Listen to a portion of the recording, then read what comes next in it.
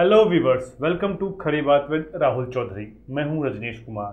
राहुल जी, खरी बात में आपका स्वागत है। Thank you. राहुल जी, चाय की दुकान पर काम करने वाला अंशुल आज 5,000 करोड़ का आसाराम बापू बन गया है जी। उसकी इतनी बड़ी पूंजी का मालिक बनने के पीछे आप उसकी कौन सी काबिलियत देखते हैं? इस विषय पर आपकी खरी बात क्या है? देखिए, काबिलियत तो मैं इसको नहीं कहूँगा, लेकिन समाज में कुछ भी करने के लिए आदमी को कुछ तो उसको हुनर होना चाहिए। आप वो जायज़ भी हो सकता है और नाजायज़ भी हो सकता है। इंडस्ट्रियलिस्ट कारखाना लगाता है, बहुत मोटी पूंजी इन्वेस्ट करता है, उसके हिसाब से माल प्रोड्यूस करके वो अपना पैसा कमाता है जी। वो एक जायज़ काम है। और एक होता है बंदूक दिखा के, जिसे माफिया टाइप लोग कहते हैं, दे नहीं तो तेरे को मारूंगा, वो अपना डर दिखा के, वो उसका एक नाजायज़ काम है। लेकिन वो भी उसकी एक अपनी तरफ से उसकी एक काबिलियत है कि वो डर दिखा के लोगों का पैसा ऐंठता है।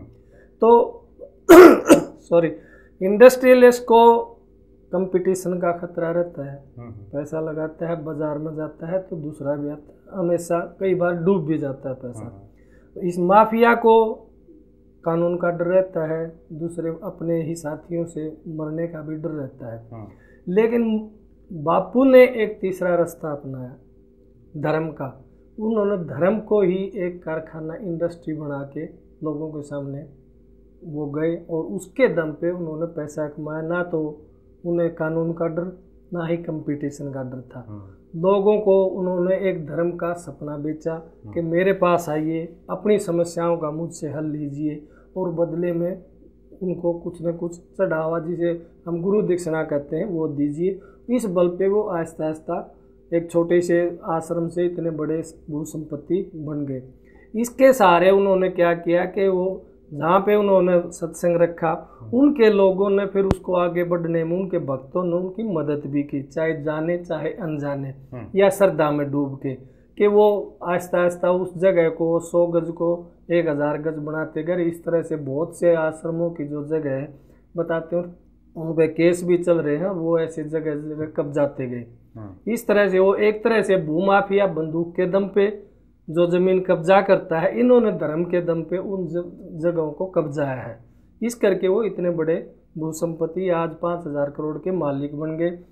सत्संग किया, उसके पैसे लिए, किसी के घर दर्शन देने गए, उसके पैसे, मतलब हर चीज़ के उन्होंने अपने रेट बना रखे थे, इसके ये लगेंगे, इसके लिए लगेंगे, और लोगों ने वो पैसे दिए। इस तरह से वो इतने बड़े, मतलब क्या है, उन्होंने एक तरह से धर्म को बेचा है और धर्म की आड़ में ज़मीन को कब्जाया है। ये जायज़ नहीं है समाज के हिसाब से, लेकिन क्योंकि धर्म का पर्दा पड़ा हुआ है, उसमें क्या होता है कि कानून के पालक भी थोड़ा पीछे हट जाते हैं। अगर उस पर एक्शन लेते हैं तो भगत फिर आगे आ जाते हैं। जैसे अभी इन पे एक इल्ज़ाम लगा था और जिसके कारण ये जेल भी गए हैं। ठीक है, कानून अपना काम करेगा, साबित होने दो, कसूरवार है नहीं कसूरवार, कसूर बता देगा।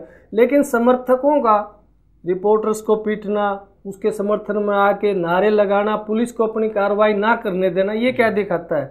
ये यही दिखाता है कि धर्म माफिया है, कि इसको हाथ मत लगाओ नहीं तो हम ये कर देंगे। तो इसका सहारा लेकर ही ये इतने बड़े भूसंपत्ति के मालिक बने हैं। नहीं तो धर्मगुरु का तो क्या काम होता है, उसको क्या मिला, 2 रोटी मिली, अपना गुजारा करे, लोगों को शिक्षा देना। लेकिन जब वो धर्म के नाम पर इतनी बड़ी पूंजी करता है तो उसका धर्म, धार्मिकता से कोई लेना देना नहीं होता।